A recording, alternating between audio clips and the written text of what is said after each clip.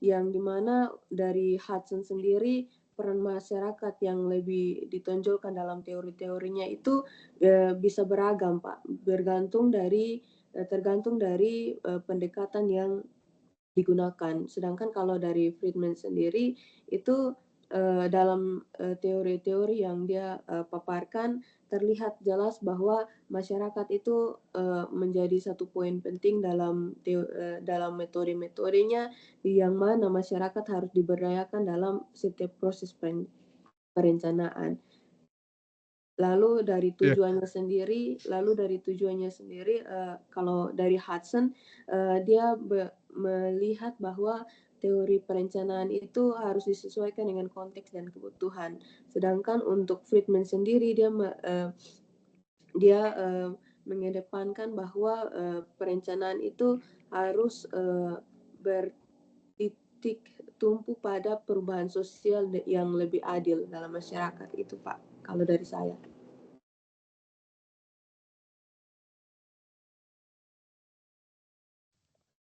Terima kasih Mbak Cornelia. Baik, Bapak. Ya, apakah ada teman lain yang menjawab pertanyaan nomor 1 sebagai perbandingan?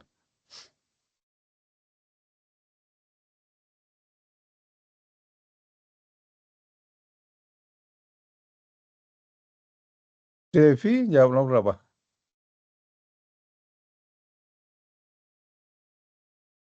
Halo, Devi, Raj, Anjali, apakah menjawab nomor 1 juga?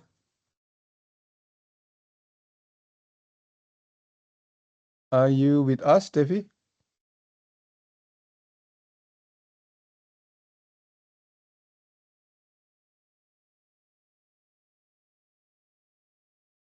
Kalau Mas Hafri yang lagi santai Baik, di Prof. mobil, jawab nomor 1 apa enggak, Mas Hafri? Saya jawab nomor 2 sama 56, Prof. 2, Oke. 3, 5, 6. Baik, sementara bebas. Mas Lutfi,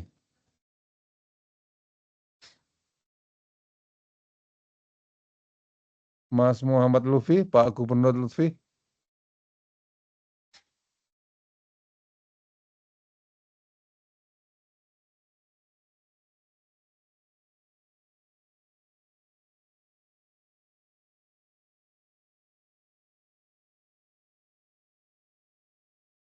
Mas Lutfi ada namanya, cuman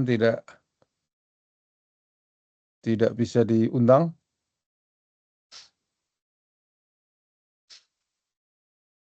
Mbak Reza, ngerjakan nomor 1. Iya, Prof. Monggo Mbak Reza, untuk perbandingan Mbak Reza. Baik, Prof. Kalau dari jawaban saya yang John Friedman itu menekankan pendekatan top down dengan efisiensi dan kontrol pemerintah. Sedangkan dari Hudson itu menekankan pendekatan bottom up dengan partisipasi masyarakat. Kemudian dari Friedman itu berfokus pada pembangunan ekonomi dan modernisasi, sedangkan Hudson itu lebih menekankan ke pemberdayaan sosial dan keadilan. Kemudian untuk metodologinya, Friedman berbasis analisis teknis dan ilmiah, sedangkan metodologi Hudson berbasis dialog dan keterlibatan masyarakat. Itu, Prof. Oke, baik. Mbak Reza bisa dioperasikan, ditunjukkan di slide 42 dan 43 Mbak Reza. Slide 42, 43.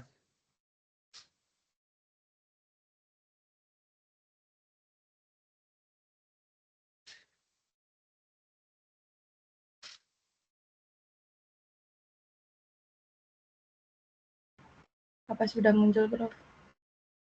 Belum. 42, 43.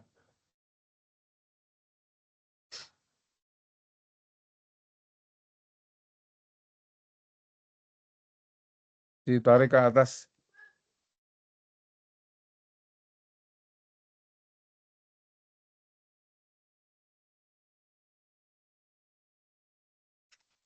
Sebentar, Prof. Kayaknya ada masalah jaringan. Oke, coba saya.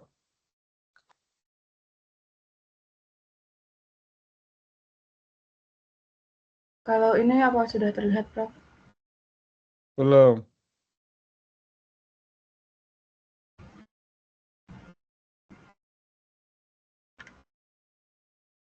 Oh iya, betul. Sudah. Ini ringkasan dari teori perencanaannya Barclay Hudson. Jadi ada 6 tipe perencanaan ya. Yang pertama itu sinoptik komprehensif. Sinoptik itu adalah sinoptif itu ringkasan. Sinopsis kalau nonton film itu ada sinopsisnya itu ringkasan. Komprehensif menyeluruh. Jadi singkatan yang menyeluruh. Nah, itu ciri-cirinya seperti itu. Orientasinya pada ekonomi rasional, maksudnya itu adalah mengutamakan untuk pertumbuhan ekonomi. Rasional ilmiah itu artinya didasarkan pada kajian para ahli. Jadi menyusun tata ruang, menyusun RPJMD itu ada feasibility study-nya, ada studi kelayakannya, terstandarisasi. Jadi ada SOP, ada standar prosedur yang harus diikuti di dalam penyusunan perencanaan itu. Tersentralisasi, jadi top down begitu, tidak fleksibel untuk mengakomodasi keunikan, kekhasan dari kalau itu nasional berarti daerah gitu ya. Inkremental itu kepingan-kepingan. Jadi munculnya teori perencanaan inkremental itu respon terhadap kelemahan dari teori sinotip komprehensif. Jadi berusaha untuk mengakomodasi kepentingan lokal, keunikan, spesifikasi begitu, tetapi masih berorientasi pada ekonomi, masih merasa menjadi bagian dari sistem. Peran perencanaan itu teknisi yang pragmatis, kalau yang sinoptik itu birokrat teknis. Nah, transaktif itu transaktif dalam arti yang positif ya, bukan transaktif dalam arti politik. Transaktif itu jual beli begitu. Anda memberikan suara, saya memberikan baksos begitu, itu transaktif. Transaktif dalam konteks ini atau pembelajaran sosial itu, perencanaan itu dipandang sebagai sebuah proses politik yang perlu melibatkan stakeholder termasuk masyarakat. Ada tukar-menukar informasi, ada dialog. Nah, itu yang disebut sebagai transaktif. Tidak top down, kalau top down kan satu arah gitu. Ini transaktif itu dua arah gitu. Ada gagasan, kemudian mendapatkan respon, ada dialog begitu.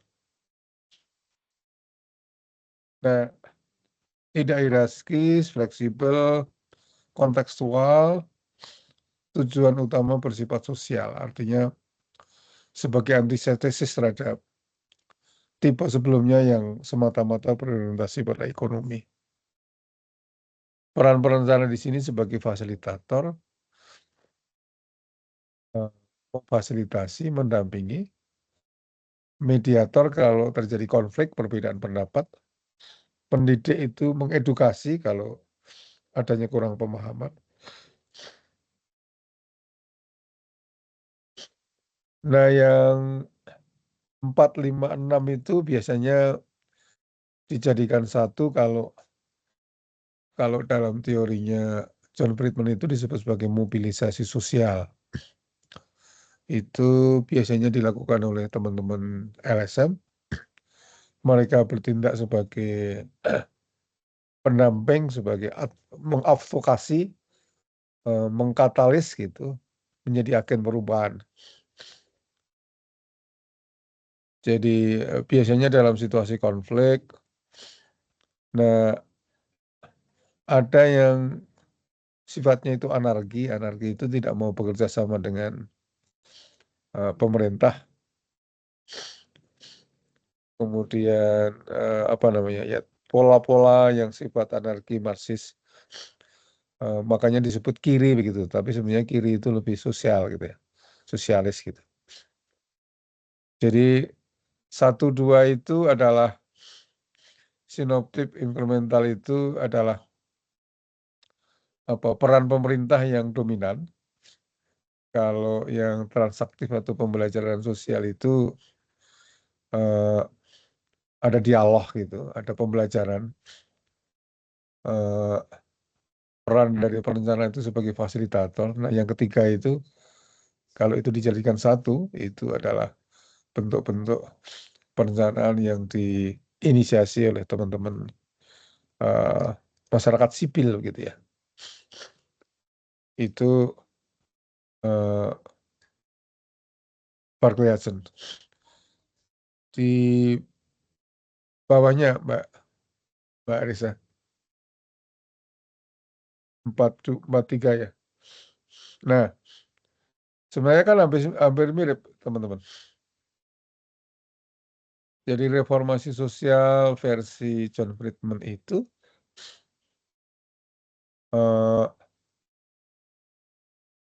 apa namanya, konotasinya adalah peran negara dalam perubahan sosial. Jadi agak berbeda dengan istilah kita. Kalau kita kan reformasi sosial itu muncul sebagai, buah dari reformasi tahun 98. Dari otoriter menuju ke demokratis. Kalau melingkar tidak lepas dari perkembangan di negara barat, reformasi sosial itu adalah peran negara dalam perubahan sosial. Jadi sangat dominan. Kemudian analis kebijakan itu model rasional yang disusun oleh para perencana teknis itu mungkin dekat dengan inkremental. Pembelajaran sosial itu, analog dengan, transaktif planning, perencanaan transaktif. Nah, mobilisasi sosial itu mirip dengan 3 yang disebut oleh Barclayson, yaitu, anarki, Marxis, dan satu lagi adalah advokasi. Jadi, 2 teori itu sebenarnya mirip gitu, hanya mungkin, apa namanya, diramu dalam kalimat yang berbeda dan dari basis yang mungkin berbeda gitu. Jadi itu tipe-tipe perencanaan.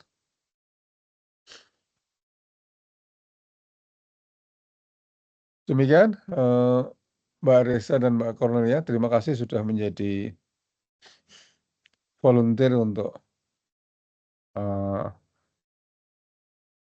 pertanyaan nomor 1.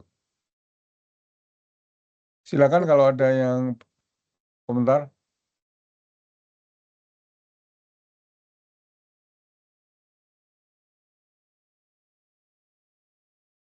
Izin bertanya, Prof. Monggo nggih.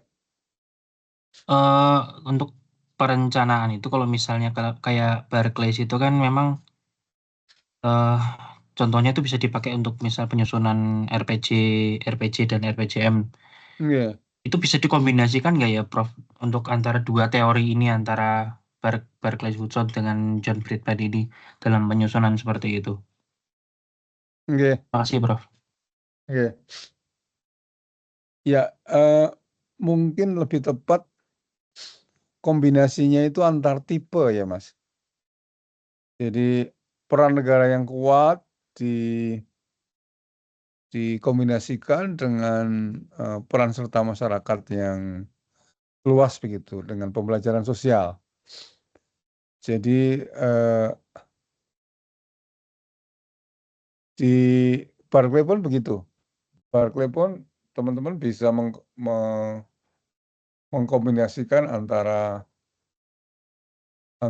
sinoptik komprehensif dengan transaktif. Saya kira dua hal itu bisa dikombinasikan. Sebenarnya kalau kita lihat KLHS itu ya, kajian lingkungan hidup strategis itu, yang menjadi syarat untuk, penyusunan RPJM dan penataan ruang, rencana tata ruang, itu sebenarnya, mengkombinasikan antara tipe perencanaan yang top down dengan pembelajaran gitu. Jadi ada di RPJMD kan penyusunan itu harus mendasarkan pada, harus dilalui dengan KLHS. KLHS itu, yang menjadi basis di antaranya adalah daya dukung lingkungan, daya tampung lingkungan begitu. Dan salah satu yang harus dilakukan di dalam KLHS itu adalah, penyusunan isu-isu strategis. Nah, isu-isu strategis itu kan, dihimpun dari berbagai stakeholder termasuk masyarakat gitu. Jadi misalnya isu strategis di Kota Semarang itu, land subsidence, banjir. Nah itu kemudian, menghimpun masukan dari masyarakat. Seberapa luas sih land subsidence di Semarang bagian utara itu banjir begitu. Dan penyusunannya kan, melibatkan stakeholder gitu. Jadi, di awal itu, jadi KLHS itu bukan KLHS yang bagus itu yang embedded gitu, yang melekat di dalam RPJMD itu, bukan dokumen sendiri itu. Jadi kalau RPJMD kemudian, RT/RW itu berbasis pada lingkungan, tidak perlu KLHS itu menjadi dokumen sendiri, tapi melekat di dokumen itu sendiri, nampak, roh lingkungannya di sana begitu.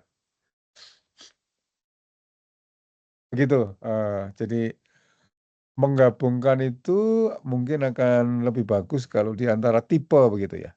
Karena sesungguhnya, eee, apa yang dikemukakan John Friedman dan Barclay Hansen itu hampir mirip begitu kalau kita kontraskan gitu. Makasih, Prof. Makasih. Baik, mari kita lanjutkan.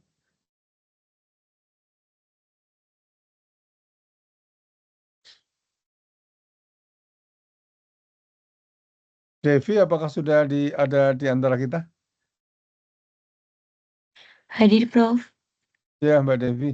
Mbak Devi ngerjakan nomor berapa ya? Saya mengerjakan nomor 1, 2, dan 4, Prof. Oke. Monggo Mbak Devi, nomor 2 Mbak Devi.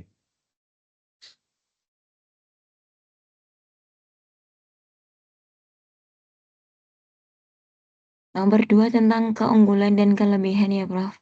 Oke. Identifikasi keunggulan dan kelemahan tipe-tipe perencanaan versi John Friedman. Jadi sesuai yang saya kerjakan kemarin, ada beberapa keunggulan dan kelemahan menurut John Friedman. Yang pertama ada poin Reformasi sosial, keunggulannya yaitu adalah meningkatkan kesejahteraan sosial yang bertujuan mengurangi ketimpangan sosial dan meningkatkan kondisi hidup masyarakat melalui perubahan sosial yang fundamental. Yang kedua, keunggulannya adalah memberdayakan kelompok marginal dengan memberikan perhatian lebih kepada kebutuhan mereka. Tetapi memiliki sisi kelemahan yaitu resistensi terhadap perubahan karena perubahan sosial yang besar seringkali ditentang oleh kelompok yang memiliki kekuasaan atau kepentingan dalam status quo. Yang kedua, kelemahan itu pendekatannya top down yang seringkali dipaksakan dari atas tanpa partisipasi aktif dari masyarakat yang akan terkena dampak, sehingga mengurangi efektivitas implementasinya. Yang kedua, ada poin analisis kebijakan. Keunggulannya yaitu memberdayakan masyarakat untuk berpartisipasi aktif dalam proses perencanaan. Yang kedua, menghasilkan solusi yang lebih relevan dengan kondisi lokal. Yang ketiga, meningkatkan kesadaran dan kapasitas masyarakat untuk mengatasi masalah sosial. Yang keempat, meningkatkan kualitas kebijakan publik dengan memberikan dasar yang kuat untuk keputusan kebijakan yang lebih baik berorientasi pada hasil yang diinginkan. Tetapi lagi kelemahan yaitu bisa sangat lambat dan pengambilan keputusannya karena, membutuhkan waktu untuk dialog dan konsensus. Juga tidak selalu cocok untuk proyek besar atau yang memerlukan keputusan cepat, dan mungkin akan terbatas pada komunitas yang memiliki sumber daya atau kapasitas untuk terlibat.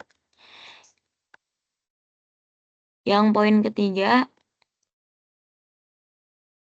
ada mengenai pembelajaran sosial yang memiliki keunggulan yaitu partisipasi aktif masyarakat dengan melibatkan mereka dalam proses perencanaan yang memungkinkan mereka untuk belajar dan beradaptasi dengan kebijakan atau perubahan yang ada. Keunggulan yang kedua yaitu fleksibel dan adaptif yang dapat merespon dinamika sosial dan kebutuhan yang berkembang melalui dialog dan interaksi antara berbagai pemangku kepentingan. Kelemahannya yaitu, lambat dalam implementasinya karena proses pembelajaran yang terus-menerus bisa menghambat pengambilan keputusan yang cepat dan efisien. Yang kedua, adanya ketergantungan pada kapasitas sosial dengan keberhasilan pembelajaran sosial sangat bergantung pada tingkat pendidikan dan kesadaran sosial masyarakat yang terlibat. Sehingga jika partisipasinya rendah, hasilnya mungkin tidak optimal. Yang ketiga ada poin mobilisasi sosial, di mana memiliki keunggulan berupa akan mendorong perubahan sosial secara aktif dengan berfokus pada pemberdayaan masyarakat untuk berpartisipasi aktif dalam perubahan sosial, ekonomi, ataupun politik. Dapat mengorganisir komunitas untuk membantu masyarakat. Tapi sisi kelemahannya yaitu memiliki potensi konflik sosial yang bisa memicu ketegangan dan konflik antar kelompok yang memiliki kepentingan berbeda. Dan kedua ada kelemahan juga yaitu keterbatasan dukungan, karena ketika mobilisasinya hanya mengandalkan beberapa pihak atau kelompok, tidak bisa jadi sulit akan mendapatkan dukungan yang cukup luas dari masyarakat. Seperti itu Prof, kurang lebih Prof. Mohon tambahannya Prof. Baik, nggih. Makasih Mbak Devi. Apakah ada yang mengerjakan nomor 2 lagi? Mas Lutfi tadi nomor 2 kayaknya ya? 24. Iya Prof, tadi mic-nya saya mati Prof. Mic yang di laptop lagi jelek nih sih. Nggih. 1, 2, 3 Prof. Oh 1, 2, 3 nggih. Monggo. Jadi untuk yang poin pertama itu reformasi sosial, di mana itu keunggulannya memiliki proses yang jelas dalam implementasi, cocok digunakan untuk pembangunan skala besar yang membutuhkan koordinasi lintas sektor. Dan untuk fokus kesejahteraan sosialnya itu melalui kebijakan publik seperti program subsidi, bansos, sehingga dapat mengatasi ketimpangan sosial secara luas. Nah, untuk kelemahannya yaitu masyarakat sering menjadi penerima manfaat, bukan bagian dari proses perencanaan yang dapat mengurangi efektivitas implementasi kebijakan. Yang kedua yaitu analisis kebijakan. Untuk keunggulannya sendiri itu itu berbasis data menggunakan metode kuantitatif dan kualitatif untuk pengambilan keputusan yang lebih rasional, sehingga dapat memberikan alternatif kebijakan yang lebih inovatif. Dan untuk kelemahannya sendiri, terkadang itu mengabaikan aspek sosial yang sering memperhitungkan dinamika sosial dan aspirasi masyarakat, sehingga kebijakan yang dihasilkan bisa kurang sesuai dengan kebutuhannya. Lalu yang ketiga itu pembelajaran sosial atau social learning, di mana keunggulannya itu partisipatif. Itu dapat meningkatkan partisipasi masyarakat dalam proses perencanaan, sehingga keputusan yang diambil dapat lebih sesuai dengan kebutuhan dan kondisi lokal, kondisi masyarakat. Dan untuk kelemahannya itu memiliki potensi resiko konflik, itu dapat menimbulkan konflik kepentingan karena setiap kelompok memiliki agenda dan kepentingan yang berbeda atau memiliki kepentingan masing-masing. Terus yang poin keempat yaitu mobilisasi sosial, di mana untuk keunggulannya itu pemberdayaan masyarakat. Yang pertama itu pemberdayaan masyarakat, yaitu memberdayakan masyarakat untuk menentukan masa depan mereka, sehingga perencanaan didasarkan pada kebutuhan nyata dari masyarakat itu sendiri. Dan untuk kelemahannya itu efektivitas terbatas. Nah, itu lebih cocok untuk komunitas-komunitas kecil dan tetapi sulit diterapkan dalam konteks pembangunan nasional atau regional yang kompleks. Seperti itu, Prof. Kurang lebih. Mohon penjelasan yang lebih jelas. Mohon maaf. Terima kasih, Prof. Oke, Mbak Devi, Mas Lutfi. Ya, jadi bicara reformasi sosial dalam konteks Indonesia itu adalah perencanaan yang bersifat skala besar begitu ya. Jadi secara umum kalau melihat karakteristik dari reformasi sosial itu pertama berorientasi pada ekonomi, berarti kan positifnya adalah membantu mengentaskan kemiskinan, meningkatkan, kalau kemiskinan belum tentu ya, artinya membantu meningkatkan pertumbuhan ekonomi. Karena kelemahannya itu adalah tidak selalu inklusif gitu. Jadi pertumbuhan ekonomi yang tinggi tidak seiring dengan pengentasan kemiskinan begitu ya. Kelebihan yang kedua, prosedurnya itu jelas, terstandarisasi begitu, ukuran-ukurannya itu jelas terstandarisasi. Lalu kelemahannya tadi kurang atau tidak inklusif, lalu partisipasi. Nah, di analis kebijakan itu adalah sebenarnya reformasi sosial pun didasarkan pada analis kebijakan. Kalau analis kebijakan itu lebih berbasis pada rasional, lalu kalau kita kaitkan dengan Barclayton itu berusaha untuk bisa memahami, bisa mengkontekstualisasikan keunikan atau spesifikasi lokal gitu. Tapi masih dalam konteks memelihara sistem gitu ya. Jadi tentu kelebihannya adalah rasional dengan data gitu. Cuman kadang-kadang yang sangat saintifik dan data itu kurang mengikutsertakan masyarakat begitu. Jadi bergantung pada para ahli gitu. Pembelajaran sosial itu sebuah perencanaan yang berorientasi pada sosial, inklusif begitu. Partisipasinya penuh. Kelemahannya tentu memerlukan waktu yang panjang,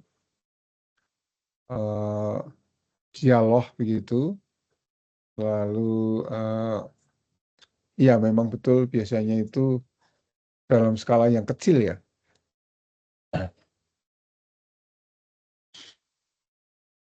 Kemudian mobilisasi sosial itu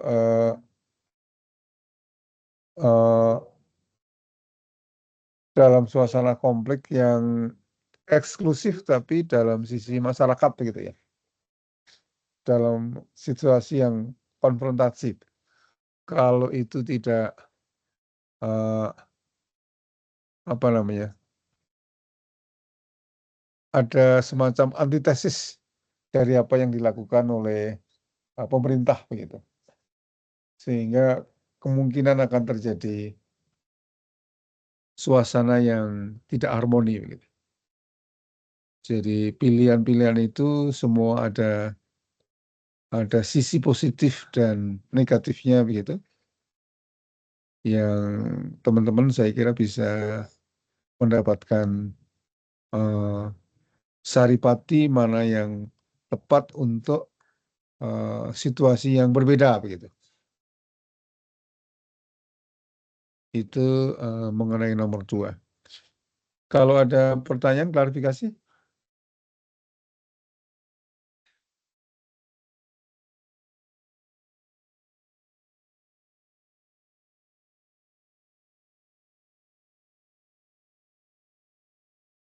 Oke. Kita lanjutkan Ruci Mada Sunggoro. Iya, Prof. Mas Ruci atau Mas Mada panggilannya siapa? Ruci. Mas Ruci nomor berapa? Kemarin mengerjakan nomor 2, 4, dan 6, Prof. Oke. Boleh 4 dulu. Baik, Prof. Baik, izin menjelaskan jawaban yang saya tulis kemarin. Nomor 4, identifikasi kontribusi masing-masing tipe perencanaan dari John Friedman pada pencapaian SDGs. Untuk yang reformasi sosial, pendekatan ini menempatkan pemerintah dan institusi publik sebagai aktor utama dalam mengatasi tantangan sosial melalui kebijakan yang disusun secara sistematis dan berskala nasional. Untuk yang berskala besar, kontribusi terhadap SDGs yaitu SDGs 11, kota dan permukiman berkelanjutan, kebijakan tata kota dan infrastruktur yang memperhatikan keberlanjutan, seperti transportasi publik, ramah lingkungan, dan perumahan yang terjangkau. Lalu ada SDG ke-13, penanganan perubahan iklim, program mitigasi dan adaptasi perubahan iklim yang dipimpin oleh pemerintah. Tantangannya, kebijakan ini sering bersifat top-down, sehingga kurang mempertimbangkan kondisi lokal. Dan juga implementasi sering terkendala oleh birokrasi dan kepentingan politik. Lalu untuk analisis kebijakan, pendekatan ini menggunakan metode ilmiah dan teknis untuk merumuskan kebijakan berdasarkan data dan evaluasi rasional. Kontribusi terhadap SDGs, SDG nomor 6, air bersih dan sanitasi layak, analisis dampak kebijakan dalam pengelolaan air dan sanitasi. SDG 7, energi bersih dan terjangkau. SDG 15, ekosistem darat. Lalu untuk pembelajaran sosial, pendekatan ini menekankan partisipasi aktif masyarakat dalam perencanaan dan pengambilan keputusan.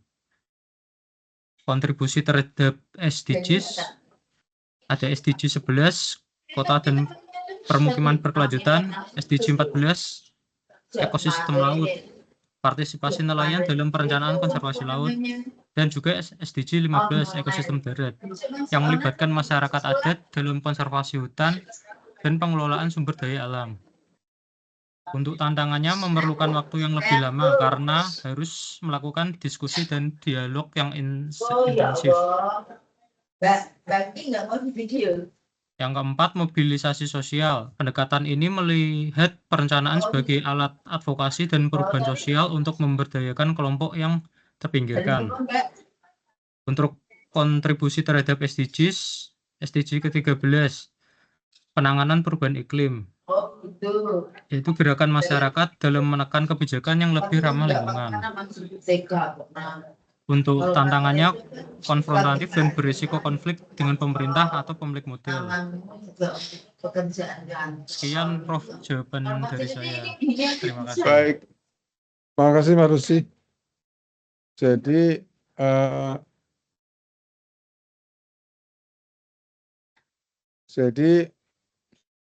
di slide nomor pertanyaan nomor 4 itu Mas Rusi dan teman-teman kalau mencoba menjawab pertanyaan nomor 4 itu mengkaitkan antara tipe-tipe perencanaan dari John Friedman, pembelajaran sosial, analisis kebijakan, reformasi sosial, analisis kebijakan, pembelajaran sosial, dan mobilisasi sosial. Itu masing-masing kontribusi terhadap SDGs di slide nomor 49. Itu kan ada 17 pilar ya. Jadi misalnya pembelajaran sosial misalnya reformasi sosial itu kan orientasinya kepada ekonomi. Itu secara teoritis pasti punya kontribusi terhadap pilar 1 nomor 2 yaitu no poverty dan zero hunger gitu ya. Kemudian analisis kebijakan itu kita kaitkan dengan kita cari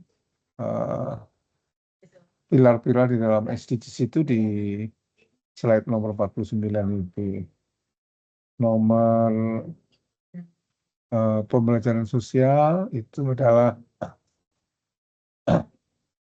mungkin slide nomor 10 ya, reduce inequalities, mengurangi kesenjangan. Lalu gender equality juga, kemudian quality education karena titik beratnya itu di sosial ya. Lalu juga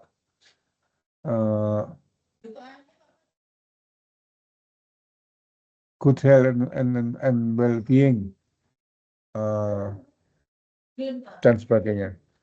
Kemudian mobilisasi sosial yang menekankan pada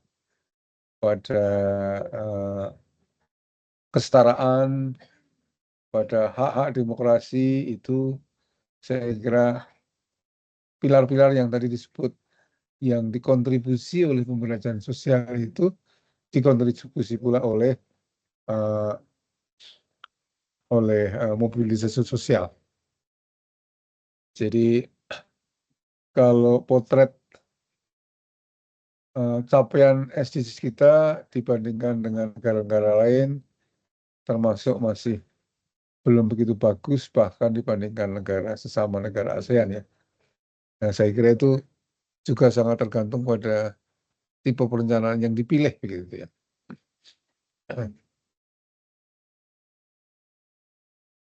Nah, kembali ke slide nomor 48, Mbak Risa. Nah, itu pertanyaan nomor 3 juga hampir sama. Hanya pertanyaan nomor 3 itu agak beda. Nah, nomor 3 itu pembangunan berkelanjutan sebagai sesuatu yang sifatnya generik begitu, karena pembangunan berkelanjutan kan pembangunan yang mampu memenuhi kebutuhan generasi sekarang, yaitu pemenuhan kebutuhan ekonomi tanpa mengorbankan kepentingan dan kebutuhan generasi yang akan datang. Sosial dan lingkungan begitu. Nah, teman-teman bisa merinci apakah teori-teori Hudson itu memberikan kontribusi terhadap pilar-pilar dari pembangunan berkelanjutan ini. Kalau Mbak Sapna, pertanyaan nomor berapa? Prof, saya menjawab pertanyaan nomor 2, 5, sama 6, Prof. Nomor 6. Oke, Ya. monggo. Nomor 6 silakan. Nomor 6. Ini enggak 5 dulu aja, Prof. 5, boleh 5. Ya. Baik, Prof. Izin nomor 5, Prof. Untuk pertanyaannya, kaitkan praktek perencanaan pembangunan di Indonesia dengan teori Barclay-Hudson. Kalau dari jawaban yang saya tulis kemarin, itu untuk yang pertama dari tipe perencanaan sinoptik, itu hubungannya dengan Indonesia. Perencanaan sinoptik ini akan menekankan pendekatan ilmiah, rasional dan kuantitatif. Nah, di Indonesia ini sendiri itu terlihat dalam penggunaan data dan analisis teknis dalam perencanaan pembangunan, seperti dalam penyusunan rencana pembangunan jangka menengah nasional atau RPJMN. Lalu yang kedua, untuk tipe perencanaan inkremental, itu menekankan desentralisasi dan juga partisipasi masyarakat. Di Indonesia sendiri, hal ini tercermin dalam upaya desentralisasi melalui otonomi daerah, di mana pemerintah daerah memiliki kewenangan lebih besar dalam perencanaan pembangunan. Lalu yang ketiga, untuk tipe perencanaan transaktif dan pembelajaran sosial, ini menekankan partisipasi aktif masyarakat melalui dialog dan juga umpan balik. Di Indonesia, hal ini terlibat dalam program-program pembangunan yang melibatkan masyarakat seperti musyawarah perencanaan pembangunan. Lalu yang keempat ada perencanaan advokasi, di mana perencanaan ini bertujuan untuk membela kepentingan kelompok masyarakat yang lemah. Hal ini terlihat dalam upaya-upaya advokasi oleh asosiasi masyarakat yang memperjuangkan hak-hak masyarakat marginal. Yang kelima ada tipe perencanaan radikal, di mana perencanaan ini bertujuan untuk merubah status melalui konfrontasi dan juga mobilisasi sosial. Ini di Indonesia itu terlihat dalam gerakan sosial yang menuntut perubahan kebijakan seperti gerakan reformasi tahun 1998. Begitu sekiranya, Prof. Terima kasih. Oke. Matur nuwun. Ya. Ya, saya kira pengelompokan itu logik ya. Jadi sinoptik komprehensif itu penyusunan RPJMD, tata ruang, dulu master plan ya. Lalu inkremental itu iya bisa juga itu otonomi daerah ya. Kalau penyusunan perencanaan itu misalnya di tingkat kota begitu, ada RT RW lalu ada rencana bagian wilayah kota. Kalau di pusat itu nasional itu sektor begitu misalnya. Kemudian pembelajaran sosial itu bentuk-bentuk perencanaan yang dilakukan bersama dengan masyarakat. Sebenarnya pembelajaran sosial itu sudah diinisiasi oleh masyarakat sejak tahun 80-an ketika pembangunan fisik itu masif pada era Pak Harto, lalu banyak masyarakat yang tersisih, kemudian LSM mendampingi. Jadi kalau teman-teman tahun 80-an sudah mendengar itu ada LSM Dian Desa, ada LP3ES, sampai sekarang masih ada itu. Kemudian ada lembaga studi pembangunan, itu adalah pelopor pendekatan pembelajaran sosial atau community development pada waktu itu. Mereka mendampingi masyarakat lokal. Ada juga yang diinisiasi oleh perguruan tinggi. ITB misalnya tahun 90-an itu melakukan pendampingan terhadap pemulung di Kota Bandung dan masyarakat miskin di pedesaan di Jawa Barat. Memang pembelajaran sosial itu membutuhkan keterlibatan intensif dari perencana. Kalau untuk pemerintah mungkin karena keterbatasan waktu dan periode perencanaan yang harus selesai untuk periode tertentu, agak sulit ya. Jadi itu dilakukan oleh teman-teman LSM dengan intensitas waktu, dedikasi yang tinggi. Nah sekarang ini bentuk pembelajaran sosial yang namanya community development itu sekarang berevolusi menjadi inovasi sosial, social innovation, kalau itu dilakukan oleh perusahaan. Jadi mengintegrasikan masalah yang dihadapi oleh masyarakat dengan kebijakan, strategi, dan operasi perusahaan. Jadi misalnya Sido Muncul itu mendampingi petani empon-empon di berbagai daerah. Jadi ada Jai, Kapulaga, dan bentuk empon-empon yang lain, petaninya. Ketika panen, bukan hanya petani yang beruntung, di situ Muncul juga beruntung, karena mendapatkan pasokan bahan baku dengan jumlah dan kualitas yang bagus. Unilever itu mendampingi petani kedelai hitam di Jawa Timur, yang kemudian para petani itu menjadi pemasok, bagian dari rantai pasok perusahaan. Jadi sama-sama beruntung. Kalau semula bentuknya itu seperti charity begitu, nah sekarang inovasi sosial, nah itu menjadi bagian dari program penilaian peringkat perusahaan. Yang terakhir, mobilisasi sosial, saya kira banyak. Tadi contohnya adalah reformasi di 98. Jadi kasus misalnya Kendeng Utara, LSM bersama masyarakat,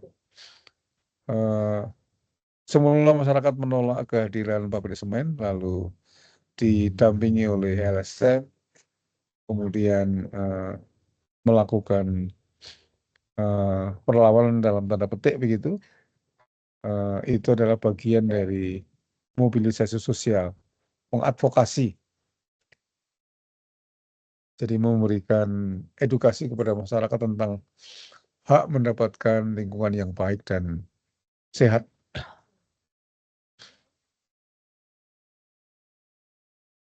Oke,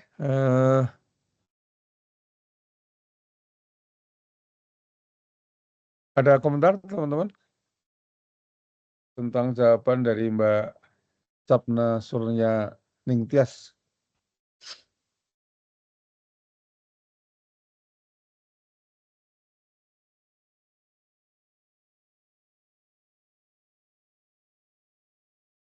Oke, sekarang kita dengar dari Mas Samsul. Mas Samsul mengerjakan Prof. nomor berapa? 3, 4, sama 6. Oh, nggih, 6. Monggo Mas Samsul. Ya, Prof. Untuk nomor 6, sebagaimana soalnya yaitu kaitan praktek perencanaan pembangunan di Indonesia dengan teori John Friedman. Oke. Yang pertama yaitu reformasi sosial. Sebagaimana yang Oke. dijelaskan tadi, salah satu pendekatannya yaitu top down oleh pemerintah. Maka praktek di Indonesia adalah seperti adanya proyek strategis nasional, seperti adanya pembangunan jalan tol atau ibu kota baru IKN. Kemudian adanya program bansos seperti PIP, PKH, dan lain sebagainya. Termasuk penyusunan RPJPN di mana daerah pun terkait visinya harus mengikuti pusat, yaitu ada kata maju dan berkelanjutan. Sebagaimana visi di pusat pun ada kata-kata maju, bersatu, berdaulat, maju, dan berkelanjutan. Kemudian untuk yang nomor 2 yaitu analisis kebijakan, sebagaimana tadi pendekatannya yaitu teknokratik dan berbasis data, maka praktek di Indonesia yang dipakai sekarang adalah adanya satu data Indonesia. Di Semarang berarti satu data Kota Semarang, kemudian adanya kebijakan net zero emission tahun 2060 untuk mitigasi perubahan iklim, dan adanya pembangunan kawasan ekonomi khusus. Kemudian untuk yang ketiga yaitu perencanaan sebagai pembelajaran sosial dengan pendekatan bottom up dan berbasis komunitas. Contoh yang dipakai di Indonesia yaitu adanya program dana desa di mana dapat memberdayakan masyarakat di tingkat lokal. Kemudian adanya gerakan ekonomi kreatif seperti pengembangan UMKM dan produk lokal, dan adanya program pengelolaan sampah berbasis komunitas untuk mendukung keberlanjutan lingkungan. Kemudian untuk yang keempat yaitu perencanaan sebagai mobilisasi sosial dengan pendekatan partisipatif dan inklusif. Maka contoh praktek yang ada di Indonesia yaitu adanya kegiatan musrenbang atau musyawarah perencanaan pembangunan dimulai dari tingkat kelurahan, desa, kecamatan, kabupaten, kota, provinsi sampai dengan pusat. Kemudian adanya program reform agraria untuk memberikan hak atas tanah kepada masyarakat adat dan petani kecil. Kemudian juga adanya program pemberdayaan perempuan dan kesetaraan gender. Kurang lebih seperti itu, Prof. Terima kasih. Iya, makasih Mas Samsul. Ya, jadi menarik, terutama jawaban mengenai pembelajaran sosial. Jadi misalnya diberikan contoh tentang PNPM. Betul, memang PNPM itu bentuk pemberdayaan masyarakat. Dan kalau kita lihat di struktur organisasi di pemerintah daerah, provinsi, kabupaten, dan kota, terutama provinsi itu kan ada dinas pemberdayaan masyarakat ya. Nah, iya betul. Memang labelnya pemberdayaan masyarakat, cuman mungkin perlu dikritisi ya. Jadi kalau pemberdayaan masyarakat itu, Mbak Arisa boleh saya diberi akses untuk chat ya.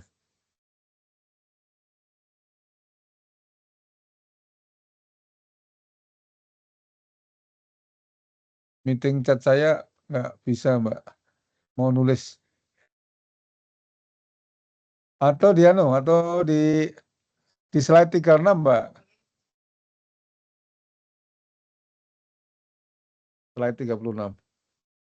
Nah, oke. Nah, jadi pemberdayaan masyarakat itu strategi untuk membantu masyarakat mengidentifikasi masalah dan menemukan sendiri solusinya gitu.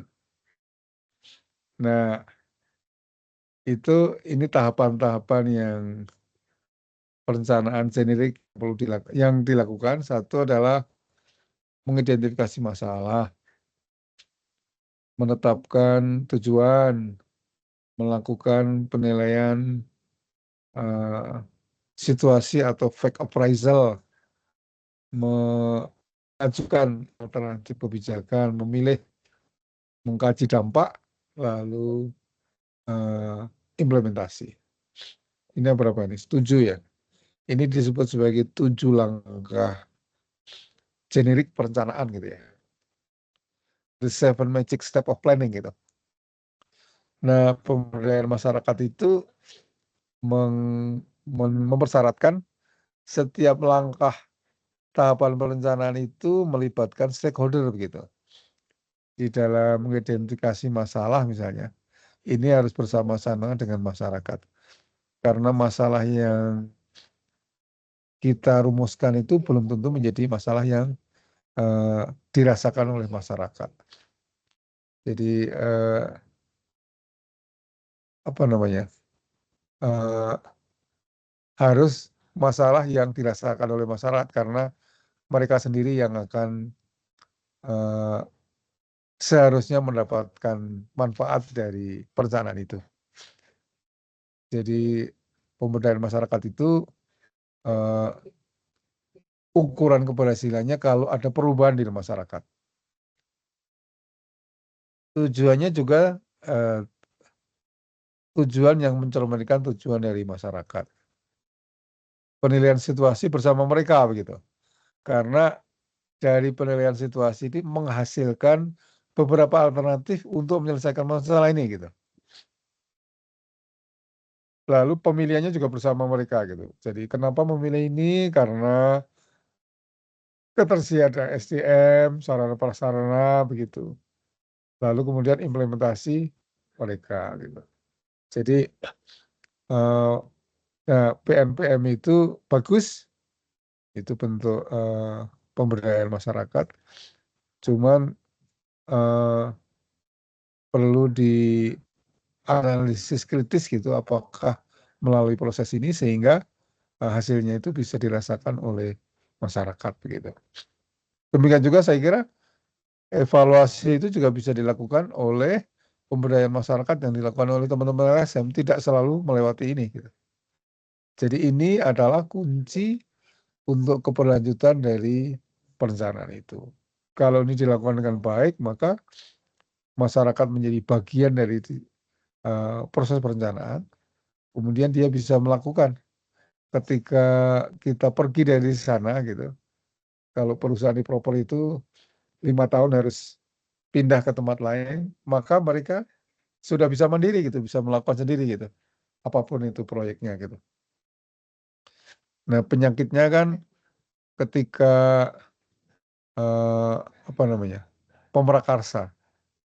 Apakah itu pemerintah, perusahaan atau LSM itu pergi, mereka lalu menjadi tidak berjalan. Jadi ukurannya demikian. Kalau ditinggal mereka bisa melakukan sendiri. Nah itu ya makanya tujuan akhir dari pemberdayaan masyarakat itu self-reliant society. Masyarakat mandiri yang bisa memenuhi kebutuhannya sendiri, bisa menjalankan sendiri program-program itu. Jadi kalau teorinya kan segala sesuatu dari masyarakat. Kalau dalam prakteknya tidak selalu, sepanjang prosesnya itu melalui tahapan-tahapan seperti ini dan mengikutsertakan warga masyarakat yang menjadi target dari perencanaan itu.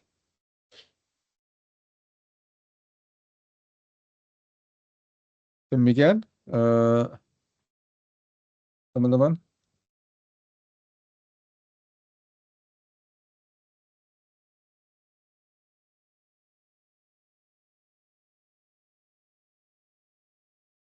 Silakan kalau ada komen.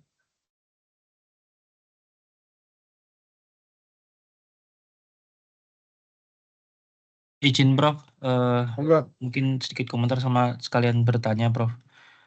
Ketika Mas Afri ya? Iya, Prof. Monggo.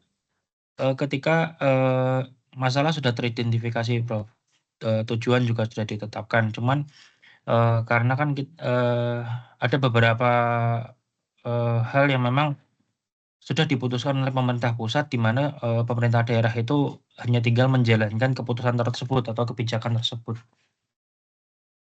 Padahal masalah itu kan memang bersifat ada yang bersifat lokal Prof, misal di Kota Semarang aja gitu. Apakah langkah-langkah perencanaan yang disebutkan sebelumnya itu ada beberapa step yang memang dihilangkan atau memang ditiadakan gitu Prof? seperti misalnya alternatif kebijakan. Ketika contoh seperti permasalahan sampah di TPA Jatibarang yang sudah memang overload, itu kan memang menjadi masalah Kota Semarang.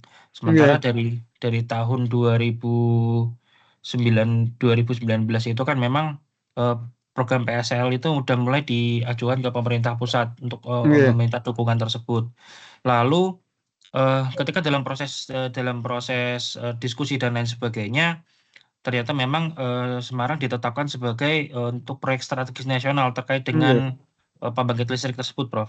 Berarti kan ini iya, ada penetapan kebijakan tanpa adanya alternatif kebijakan lain yang mungkin lebih bisa menampung dari kearifan lokal untuk masyarakat, kepentingan ekonomi masyarakat yang ada di sekitar wilayah TPA Jatibarang, Prof. Ini iya, menurut Prof itu gimana, Prof? Terkait dengan kebijakan yang iya, seperti ini, Prof. iya, iya. Kalau tidak salah kan, itu ya, energy from waste ya, Mas Hafri. Ji, Prof. Laras. Energy from waste. Itu di beberapa kota sudah berjalan. Kalau tidak salah dulu mandeknya itu di tipping fee ya. Iya, benar, Prof. Di tipping fee-nya Tipping memang di fee Kota Semarang belum ya belum ada payung hukumnya gitu. Ya, jadi saya sempat menulis artikel itu Mas Hafri. Coba Mas Hafri nanti di download, dikritiki artikel saya. Artikel di proceeding sih di conference tentang energy from waste itu. Saya sampaikan itu tentang mengapa tidak berjalan. Jadi kan energinya itu dihasilkan dari waste, tapi justru itu kita tidak mendapatkan bagian keuntungan dari energi itu, tapi justru harus membayar tipping fee karena sampah kita diolah untuk menjadi energi itu, padahal sampahnya dari kita gitu. Ya, ya memang itu kan kelemahan dari PSN ya, proyek strategi nasional. Proyek strategis nasional itu kan semacam mantra ya, satu proyek strategi nasional diimplementasikan di banyak daerah dan itu harus berjalan begitu. Nah, kalau melihat seperti ini kan, jadi apa sih masalah di TPA Jatibarang itu kan banyak sekali. Ada sapi ribuan itu, lalu 3R di TPS, kemudian bank sampah belum optimal di dalam mengurangi volume sampah yang masuk ke TPA kan. Tetapi energy from waste itu orientasinya di TPA-nya, di hilirnya begitu. Tidak memulai dari hulunya. Kalau yang bagus kan memulainya dari hulunya, bagaimana mengurangi sumbernya itu dari rumah tangga, mengurangi volume, kemudian lewat 3R, reduce, reuse, recycle di bank sampah, kemudian di TPS, lalu ke TPA itu kecil kan gitu. Itu idealnya begitu. Tapi energy from waste itu semuanya di hilir gitu. Jadi peran mata rantai di hulu dan di tengah itu tidak ada gitu. Itu yang dulu saya tanyakan. Jadi ya agak merepotkan begitu ya. Kalau semuanya itu mesti harus dari pusat. Agak sulit gitu Mas Safri. Berarti ada ya, Prof, langkah yang memang oleh pusat itu diadakan sehingga menyebabkan Iya, kebijakan yang kurang pro kontra. Ada ada mata rantai yang putus begitu.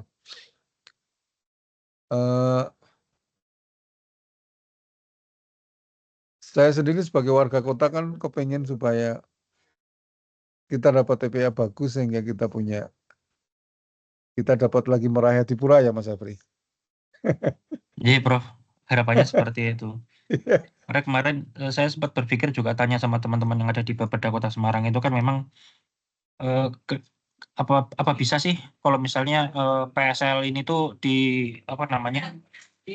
dikombinasikan dengan TPS 3R. Dan TPS 3R itu dari dana pemerintah Kota Semarang pengolahannya, jadi PSL-nya itu cuman terima dari RDF-nya dari TPS 3R gitu loh, Prof.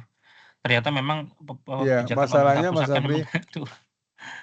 masalahnya Mas Afri dan teman-teman semua mungkin menjadi pembelajaran yang menarik. Kalau kita melakukan 3R di rumah tangga dan di TPS, itu volume sampahnya jadi berkurang yang akan disuplai untuk tadi PSL tadi.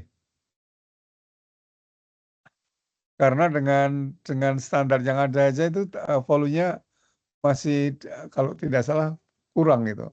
Apalagi jadi agak bertolak belakang dengan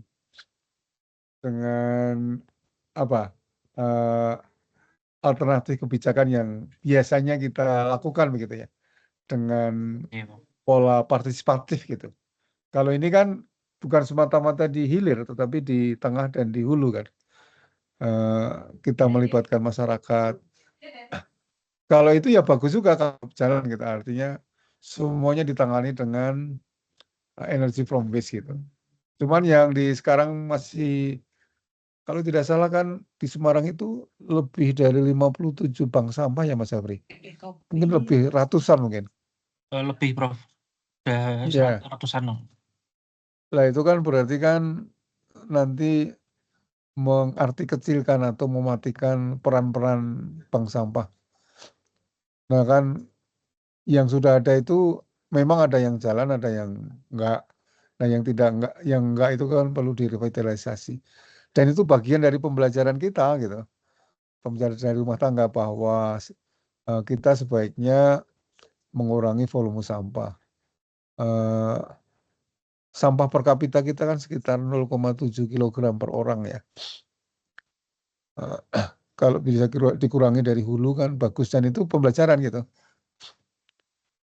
Kalau semuanya di hilir kemudian habis ya itu berarti mengartikan peran yang di hulu dan di tengah yang selama ini ada. Pemulung pun bisa hilang nanti perannya gitu.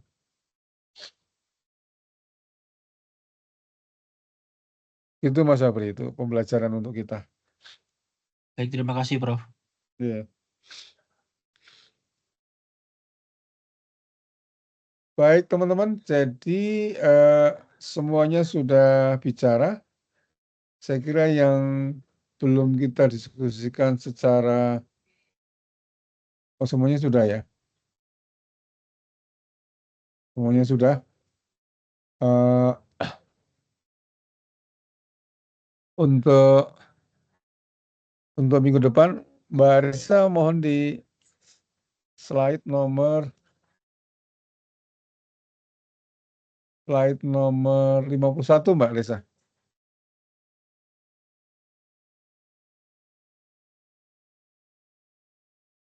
Ya. Jadi ada teori partisipasi dari Sherry Einstein. Slide 46 dulu Mbak Risa. Oke. Ini teori tangga peran serta dari Einstein. Ditulis di majalah apa itu American Planner Association, Asosiasi Perencana Amerika, tahun 69. Teman-teman belum lahir itu, saya juga baru SMP itu. Ya SMP ya, SMP apa SD. mohon dipelajari itu tangga peran serta itu mulai dari ya makin ke tinggi, makin ke atas itu makin bagus karena di sana melibatkan masyarakat sebagai kelompok sasaran. Nah, dengan teori ini slide nomor 51, Mbak.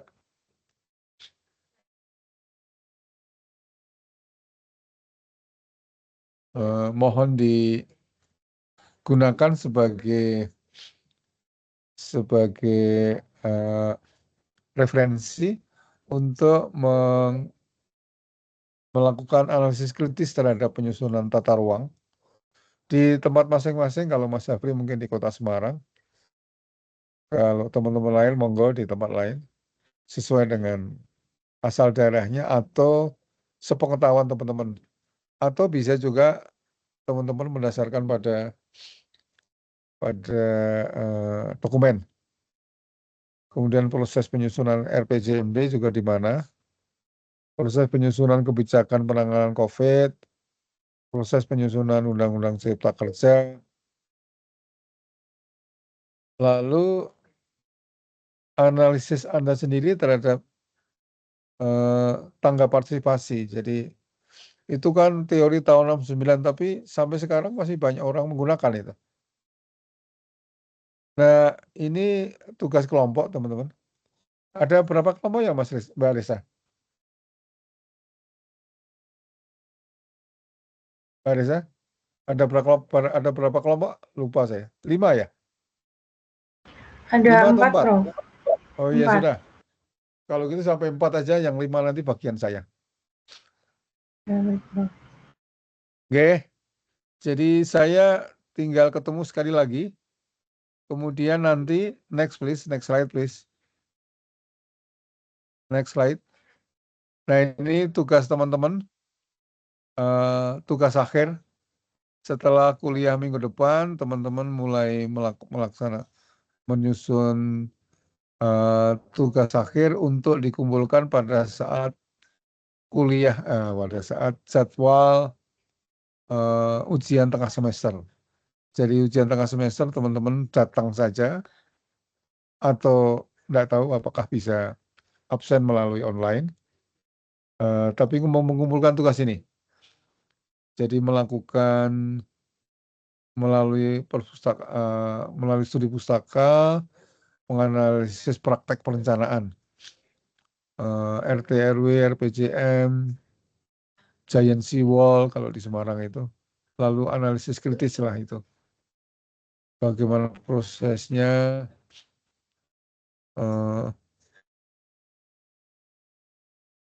dan sebagainya, yang kira-kira adalah the process, the impact, and the alternative. Jadi prosesnya seperti apa, lalu dampaknya seperti apa, kemudian alternatif kalau Anda menjadi perencana itu apa yang Anda lakukan gitu. The process, the impact, and the alternative. Nah, di slide 53, Mbak. Slide 53. Nah, ini jadi tugas Anda ini. Setelah minggu depan, jadi minggu depan kita ketemu sekali lagi. Karena kita ada 3 pengajar, saya sendiri, Bukis, sama Pak Mariono kalau tidak salah. Jadi saya masing-masing maksimal 5 ketemu Anda. Kemudian saya akhiri dengan final assignment. Nanti sebelum lebaran dikerjakan, saya nggak tahu jadwal mid semesternya.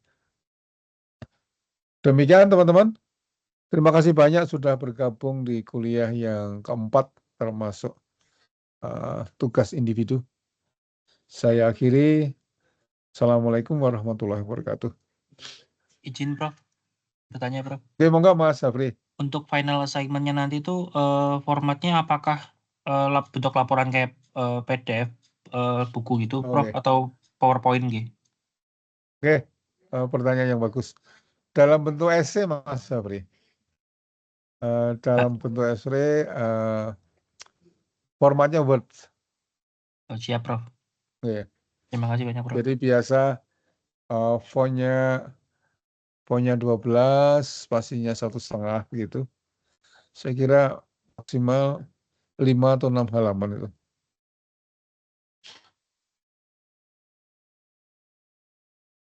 Oke. Makasih diingatkan Mas Sabri. Ada lagi teman-teman? Terima kasih. Makasih Mbak Resa yang sudah membantu memfasilitasi kuliah pada pagi hari ini. Selamat pagi, sehat semua. Izin Amin. saya live ya. Baik, terima kasih, Prof. Terima kasih, Prof. Terima kasih, Prof.